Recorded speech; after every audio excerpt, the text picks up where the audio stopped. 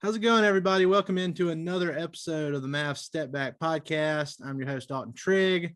I'm joined, as always, by my co-host and DallasBasketball.com colleague, Matt Galatson, who is soon to be out of Twitter jail, we hope. We got some good news the other day. We'll see how it goes. But Matt, after beating the best team in the league, in the Utah Jazz, the Mavs turn around in, typical Mavs fashion for the last 2 years, playing down to their competition in the Houston Rockets, and they lose 102-93 in Houston. It was pretty deflating. Luka had a really bad shooting night, 9 of 26. KP, he had a good shooting night for his standards, 10 of 19 from the field, 2 of 4 from three. And he had a good bit of rebounds too, but he just wasn't really a factor down the stretch, and he showed frustration with that in the post-game presser. What do you take away from that Mavs game? Was it just your let down night, just one of those weird losses that you see during the course of an NBA season, or should we be looking more into this? Well, I think if it was any other team, you'd have to just chalk it up as a bad loss.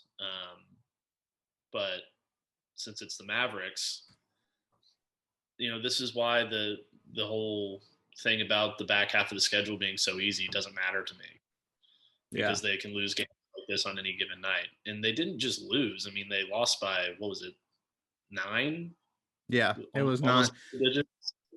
102-93 or something like that. So, and they fell down by 13 or 14 points at one point too. It was really close to the Rockets running away with it.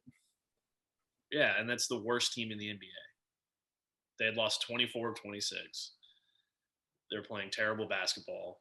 It's maybe Steven Silas just knows how to play against the Mavs. That could be a thing. I don't know. But they also got Kelly Olynyk and DJ Augustine, which I didn't even realize that going in. And then when I found out about that right before the game tipped off, I was like, are you kidding me? Like two of the notorious Mavs killers over the years are both on the same team now. And then John Wall, he was out for an extended period of time, and he made his return, went for 31 points. So I don't know, man. It's a lot of things. And obviously the Rockets, they have no pressure whatsoever. They're tanking this season. So, I don't know. We'll see how it goes. But I think I'm not worried about the Mavs the rest of this season, Matt, in the regular season. But I am getting to the point where I'm kind of accepting that they might, the play-in thing might just be their fate at this point. Yeah, and I heard an interesting take on that today, and I want to get your opinion on it. And I think you probably know where I stand. It was on, everyone knows probably at this point that I work for 105.3 The Fan as well. And one of the radio hosts this morning said that it was a good loss because no, it was the worst loss of the season. I'd put it up there because he would rather, instead of playing the Clippers, risk the play-in game in round 1, and if they lose that in round 2, and maybe face either the Suns or the Jazz, whichever. And I was sitting there listening to it, and I was just like, what? No, maybe the Jazz. If KP is playing like he should be, then I could see that because they do a good job defending Donovan Mitchell. But the Suns, I don't want any part of that Suns team at all. I'd much rather play the Clippers than either of those teams because the Mavs proved last year they could play with the Clippers, and they're a better team this year. So I don't know. And one of the Clippers players that usually kills the Mavs isn't there anymore in Harrell. So I'd feel much more confident against the Clippers. It's just I feel like they're basically reserved to their fate at this point. It's going to be either the Suns or the Jazz because they can't win games like this.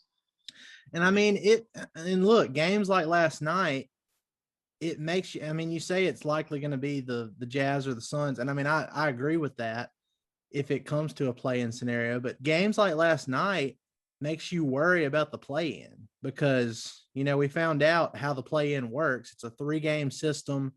It starts off with the 7 seed playing the 8 seed. Winner of that secures the 7 seed. And then the loser will play the winner of the 9 and the 10 seed. And then the winner of that gets the 8 seed. So it's so dumb. It is. It's so dumb. They should have it. And I talked about it with a couple guys yesterday about this on Twitter, but what it should, if they're going to do a play in, it needs to be just to where, there needs to be a certain number of games between the 9th seed and the 8th seed to trigger a play in. If there's too much of a distance, then it shouldn't even factor in. But there needs to be like a certain, like if the 9th seed is within 2 games of the 8th seed at the end of the season, then you have a play in with just the 8 and the 9 seed. But going to the 10th seed and then potentially, having it to where the 7th seed gets, knocked out of the playoffs, even if I think the Mavs are like a full 8 games ahead of the 10th seed right now. I mean, that's ridiculous, man. I don't like that at all. And what we saw with the Mavs playing, they play down to their competition. So, I mean, they could be fine in a play-in situation, but it doesn't really make you confident because of how they play down to their competition. They could potentially be outed before the playoffs even started, even if they finish 7th in the West standing. So I don't like it at all. The thing about the Mavericks is they're like the one team in the NBA that I can think of, just off the top of my head. I'm sure there might be another one that has a bona fide like top 5 superstar player that I have no confidence in going into any single game, because I don't know what they're going to do. And it just depends. It's a weird situation with the Mavs, because if Luka is playing, then I'm confident in any game that they play. Now he had an off night last night. I mean, he's not the only reason they lost. I mean, if Luka's going to have an off night, you can't have your starting shooting guard not be able to shoot. Josh Richardson, he went 5 of 5 against the Jazz on Monday, and then he turned around and went 0 of 9 from the field with 1 point against the Rockets, on top of Luka going 9 of 26 from the field. So you're not going to win any games having that. If Luka is going to have a rare off night, you can't have that compounded by any of your other starters stinking it up like what happened last night. But I mean, I'm confident in any game that Luka goes into healthy with this team. It's just like I said, for whatever reason, like tonight they play the Bucks on the second night of a back-to-back, and KP's likely not going to play. Should have an update there in about 45 minutes, but he's likely not going to play. But if Luka plays, I honestly feel more confident about that than I did going into last night's game. I knew last night's game was going to be a trap game. We wrote about it in our preview on DallasBasketball.com. It was going to be a trap game. And sure enough, that's what it turned into. It wasn't the blowout that we saw the last time the Rockets and Mavs played. I think it was 133 to 108, but you still got that feeling throughout the game, like, man, they just don't have it tonight. It's not their night. And that's the kind of wins you have to get if you want to avoid the play-in, because they're not that far behind Portland. I think they're only 2 games or 2.5 games behind Portland. But when you have them losing to the Clippers, the Trailblazers, they lost to the Clippers the other night. You have to take advantage against teams like this and continue to make up that ground. But the way they play against teams under 500, I mean, they are capable of getting into the top 6 or higher, but I don't know if they will or not. Well, this is the same thing that happened last year with the Knicks. Like, those are games that you have to win. And people were giving me crap earlier in the year because I was like, oh, they don't have the margin for error to lose games like this. And then, lo and behold, they get Kawhi Leonard and the Clippers in round 1, and they end up losing because KP gets hurt, and the whole thing falls apart. What if that's the same case this year? I mean, you have 10 less games to make up that ground now, so your margin for error is even less. I know you're playing well, but you can't afford to keep losing games like this. And what's the next one going to be? I mean, they've got this easy schedule coming up in May, but at what point you start to say, like, we have to figure out what is causing these issues where we play down to our competition. Like, you have to figure that out now, or Yeah. you're going to end up being the 8th seed. They have at Only a least game and a half ahead of Memphis. Yeah, Memphis is hot right now. I think they've won 5 straight. Yeah. I was just looking at the schedule, like the past schedule last night after this happened, and the Mavs have at least 5 games where they just completely blew it. That 5 games that should have been W's, but they weren't. They lost to the Bulls twice. One time they thought they could sit Luka and get by, and they didn't. The second time, Luka had a historic first half, and they still couldn't beat the Bulls. You can't afford to sit Luka for any games ever. Yeah, I mean that's what you're at, and that's not. I mean, I know Luka in an ideal scenario, in a perfect world, Luka could take off some games here every now and then, and the Mavs would be fine, and you could coast, and you have, you're a top 4 team in the West, and you get into the playoffs, and Luka is completely fresh. But until the front office goes out and does something in free agency or trade wise around the draft this year, to bolster the roster, he can't afford to do that, and that's unfortunate because like I said, in a perfect world, you'd have Luka rested for the playoffs, and it doesn't matter if he takes off a game every now and then. But this team just literally cannot afford for him to sit, and they've punted 3 games this year where Luka has sat. So I mean, they just can't afford it. Not if they want to get into the top 6. Now, if they're content with a play-in situation, by all means, rest him some more in these last 20 games. But I mean, you can't afford it if you want to move up in the standings. Not with the way this current roster is constructed. But it's like what I said in the last podcast. Like, they approach games as if though they're some top 3, top 4 seed that has 10 players that they can play on any given night. Yet when you sit Luka or KP, you only have 7 players that you can play. I mean, maybe 8 now with Melly, but like, your roster is not deep enough for, really, ideally, for either of those guys to take a night off. Now, obviously, you have to do it with KP because he's a porcelain doll. Every time he gets, elbowed in the ribs, he sits out for 25 games. But like, you can't afford it anymore. You just can't. There's no more room for Luka to sit out another game this season unless he absolutely has to, with like some injury or something. He just can't do it. yeah, and then now with KP, we found out after he missed the previous game due to wrist soreness, and then after the game last night, when they asked him about it, he was basically just like, yeah, it's just something I'm going to have to deal with the rest of this season, and then we'll have to address it further in the off season. So me sitting there listening to that, I'm like, oh my God, here we go. Another off-season surgery being planned ahead for right now, and it's going to that's not going to help trade value or anything else. But just we're going to branch off from that here, Matt. We got some questions for this pod, and the KP injury stuff. That's going to we can kind of relate it to this first question. We got 2 questions here. One from let's see. It just says Luka needs help. So that's his screen name, and it's true, but it says, oh, that's a screen name. Yeah, that's a screen name on Twitter. So it says, is it looking like the Mavs and KP may go their separate ways in the offseason with how KP is feeling with the Mavs? And then the second one that's similar to that question is from Andreas.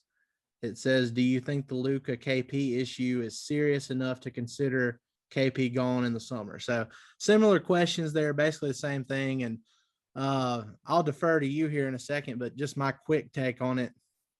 I mean, if they can get anything worthwhile in a package for KP, and I don't know, I mean, I still think there are teams out there who would love to trade for him because they don't really have anything to lose. Teams towards the bottom of the standings, I could see a team. I always thought a team like Orlando would make sense, even though they don't really have anything that I want now. They traded Vooch and Gordon to different teams, but the way it's trending right now, and given the smoke that's come up, before this year's trade deadline and everything, I honestly think he could be gone this summer. It's just a matter of finding the right deal. There's been a lot of smoke with Golden State But unless they're willing to break up their core guys there, I don't know that trading Andrew Wiggins and a couple of picks or something like that, I don't think that's enough for the Mavs. But what do you think? No.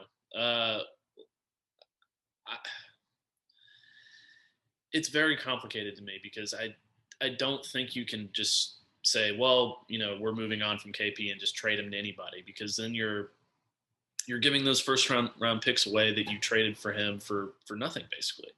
Yep. You're getting almost nothing on a return for this guy that you invested so much of your future into.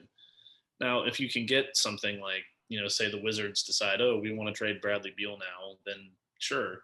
Or if you can go get I consider Bradley Beal a first-tier star. I think that's fair. Yeah. If you can go get a second-tier star, I would probably do that too now, because I'm so fed up and frustrated with every single week there's something else with his injury problems, or he's, like we saw Kirk earlier today arguing with somebody on Twitter about some stuff that happened with KP in the Rockets game.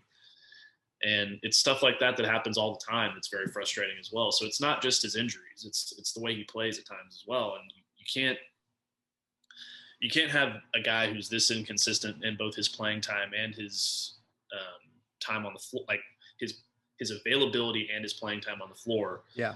You can't have a guy that inconsistent be your sole number two and expect to do anything in the playoffs. So if they can find a worthwhile package, like you said, yeah, that's fine. But I don't think it's that simple.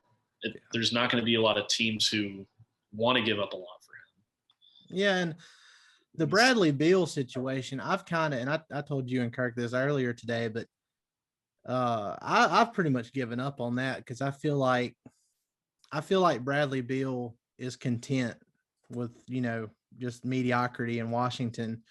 And I know they relate it to Dirk, but Dirk didn't have the level of what's the word? I mean, I don't even know how to say it. Like, he didn't have all these losses piled up on him like Bradley Beal does in Washington.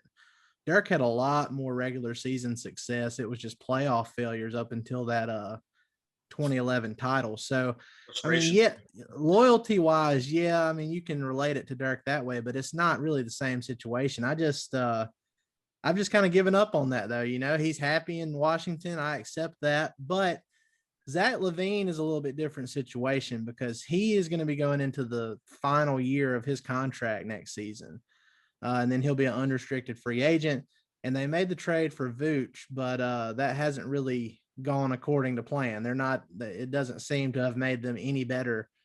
So they're still just, on the outside looking in with the playoff situation over in the East, which, I mean, if you're in the East and you're not even in the main playoff picture, what are you doing? And Chicago is not a place that he's been his entire career either. He was traded there from Minnesota. So, I mean, I don't think he has like real deep ties to Chicago. There was some smoke before this last NBA draft that the Mavs inquired about, trading for LaVine. So we know they're interested. It's something we've been talking about at DallasBasketball.com for, a year and a half now. So, I mean, that's something I would be looking at. That would be, one of those top tier type trades. I considered him like a second tier star a while back, but I mean, he's been so good this year. I think you can, up him up to that top level type of star you could trade for. And then Lauri Markkanen, he is a restricted free agent this offseason too. So, I mean, he's kind of a similar player type to KP. His potential isn't as good, obviously. When KP's firing on all cylinders, that's the best case scenario for the Mavs. If KP plays like, good KP, that's where the Mavs potential is at its highest. But what concerns me, though, and just getting back into what you were talking about, the availability and all that stuff, what concerns me is the consistency, because when you don't get that top tier KP, and you never know what you're going to get from him on a night to night basis. And yeah, he's averaging 20 points per game and 8 rebounds per game, but the way the team plays when Luka is healthy and KP is out, there's a huge difference in like the feel of the team.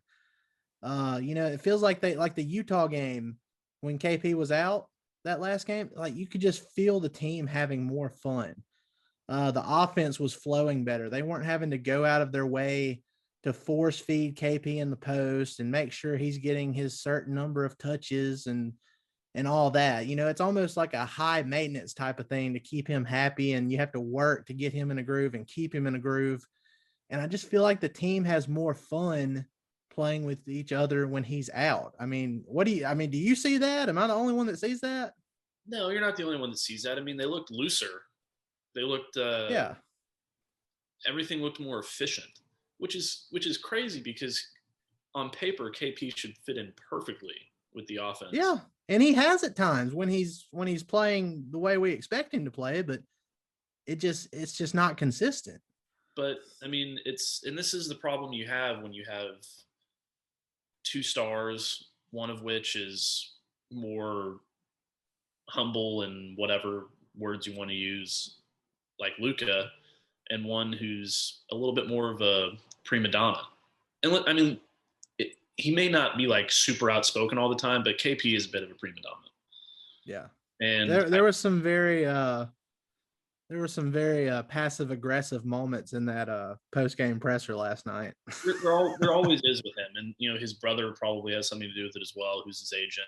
And it's this whole thing, and it's just like none of them are like huge issues, but like there's all these little things with KP, and then there's the injury stuff that like clouds over everything, and it's just getting to a point where it's just not worth any of it anymore. Now, look, given in that Houston game, the main thing he was upset about is that he wasn't involved enough in that fourth quarter.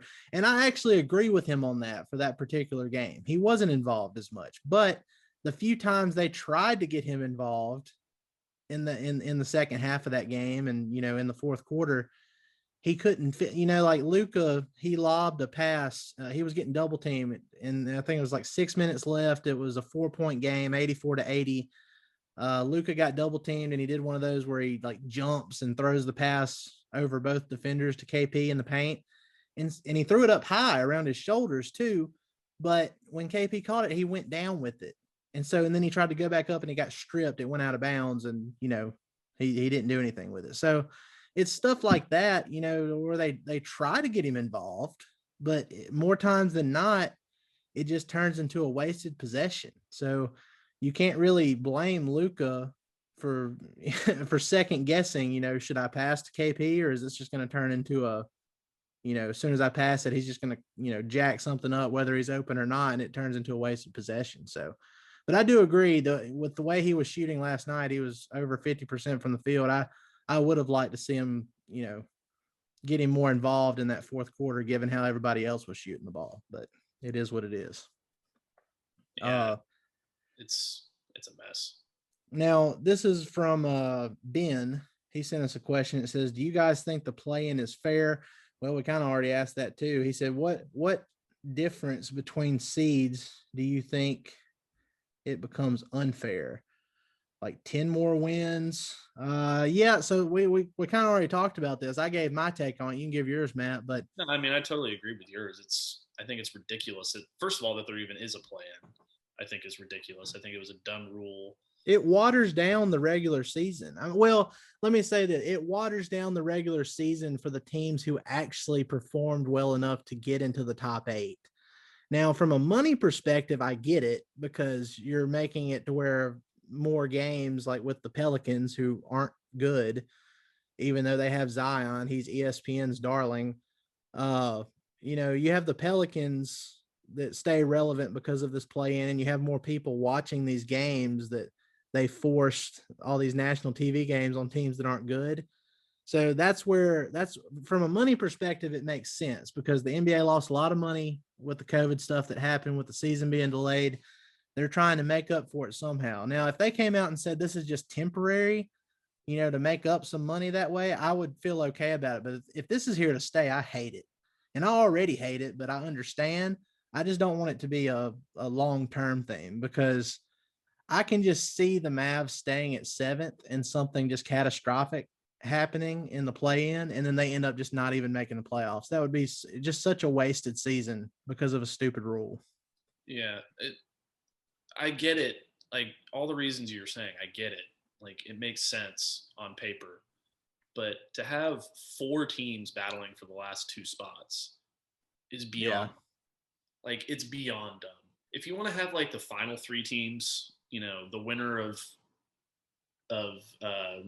9-10 plays 8 to get into the playoffs, sure. But the 7th seed, like the top 7 seed, should not be touched. And I would be saying this if the Mavs were the 2 seed or if they were the 11 seed. Like it doesn't matter to me. I think the whole idea of 4 teams battling for 2 spots when there's that much of a disparity between some of the records is just ridiculous. Yeah, and I'm looking at the standings here. So the Mavs, they're still in 7th. The Grizzlies, they're a game and a half behind the Mavs.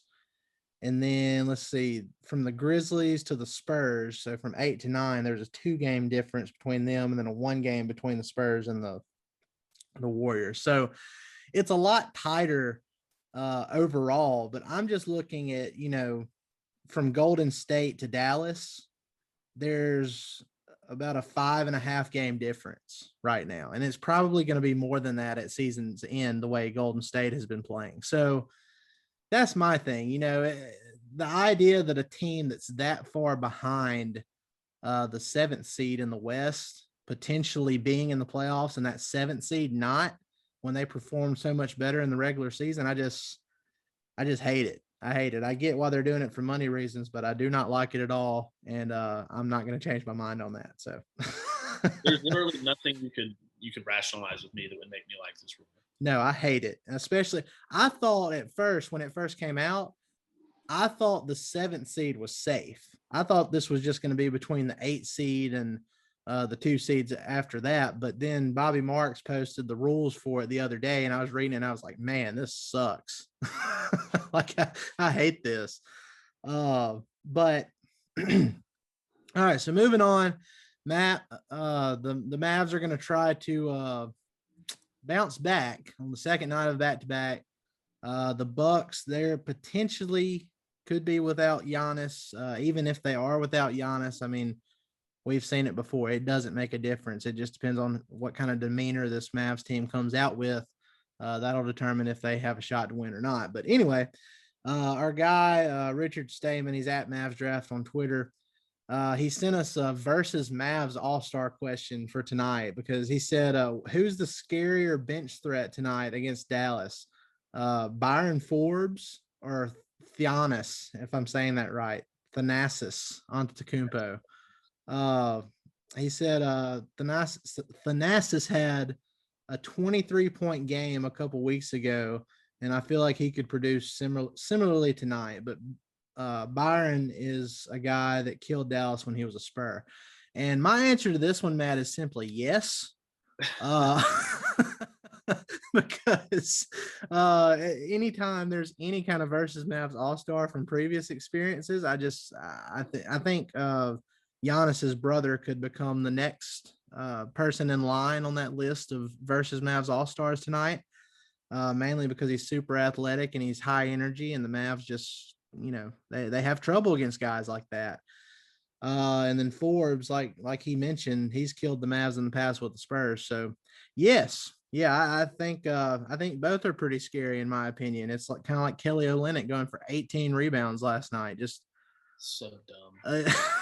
Shit, Kurt was saying something. He was kind of bashing KP a little bit. Well, bashing might be harsh, but he was saying something about KP letting Olynyk go for that. And I was like, Kirk, I'm just going to tell you, that was happening regardless. For it is written, Kelly Olynyk is going to kill the Mavs no matter who they have at center. That was going to happen last night. They probably could have had DeAndre Jordan and Andre Drummond at the same time in there trying to rebound, and Olynyk still would have gone for 18. Exactly. It's just a matter. It's just some of these guys, they see Mavs blue in front of them, and it just, their eyes light up and they go off. But what do you think? Who are you more worried about tonight? Or is there somebody else you're worried about even if Giannis doesn't play? Yes. Yeah. Yeah. not just the bench players too, but another guy I was thinking about is Brooke Lopez, because he hasn't really had the best season compared to what he's done the last few years. But oh man, there was a game, I think it was in the bubble, and then a previous game last season against the Mavs where he hit like 6 or 7 threes, something ridiculous like that. So I'm worried about that, but we'll see. Maxey, he missed that Houston game. He might be back tonight. We really won't know anything for another 25 minutes or so, but who knows, man, maybe they'll bounce back, get another big win, and then we'll be riding a high for a little bit longer. The timing of losing to that lowly Houston team that's tanking right after beating the best team in the league convincingly. It was an 8-point win, but it really was more than that. They whooped them in that game. And then turning around, losing to Houston, it was just deflating, and it's got everybody in a frenzy. And KP came out and said some stuff and said about his injury. And then there was another little tidbit of info that came out about Golden State was trying to get him at the deadline and all that, and convenient timing, so I don't know. We'll see how it goes. I'm kind of down on KP right now. I think the Mavs are at their best when he's at his best, but I just I'm not very confident in the consistency right now. I hope it's there for the playoffs, and I hope they make a long run. But if they don't, I think the Mavs will make some big changes this offseason. I don't see him being here for the long term with the way things have gone. So no, I mean, it's kind of crazy how the day they traded for him, we were like, oh my God, it's 21st century Nash and Dirk. This is going to be amazing. And so far it's just been half of that. Yeah. And it sucks. Yeah. Luka's lived up to his part of the bargain.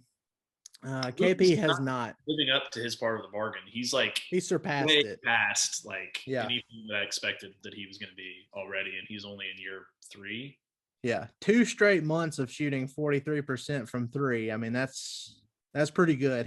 That was one of the only things he was missing in his game, and he went and worked on that in the offseason, and he started out slow this year, but he got it back on track. And we always said if he can just shoot league average from 3, which is about 35%, that would be amazing. And he's almost at 38% for the season this year. So that's just incredible.